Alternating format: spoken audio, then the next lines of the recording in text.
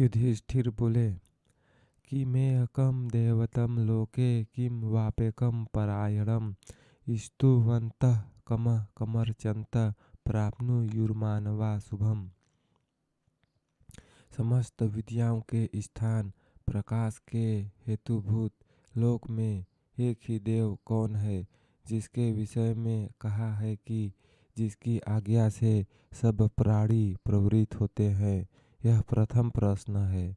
यहाँ देवता शब्द से स्वार्थ में किसी विशेष अर्थ को बतलाने के लिए नहीं तदधित प्रत्यय हुआ है, अतः दैवतम शब्द का अर्थ देव ही है। तथा एक ही परायण कौन है, अर्थात इस लोक में एक ही परायण एक ही पर अयन यानी प्राप्तव्य स्थान कौन है, जिसका साक्षात्कार कर लेने पर उस परावर कार्य कारण रूप परमात्मा को ज्ञान दृष्टि से देख लेने पर जीव की अविद्यारूप हृदय ग्रंथि टूट जाती है, सब संशय नष्ट हो जाते हैं तथा संपूर्ण कर्म क्षीण हो जाते हैं।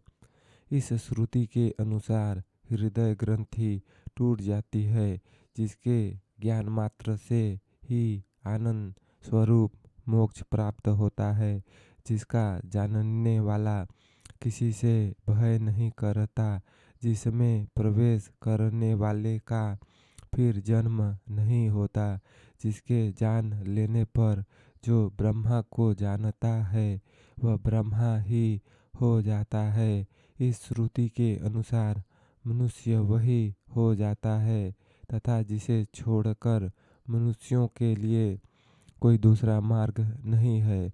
जैसा कि श्रुति कहती है मोक्ष के लिए और कोई मार्ग नहीं है, इस प्रकार जो लोक में एक ही परायण बतलाया गया है वह कौन है, यह दूसरा प्रश्न है।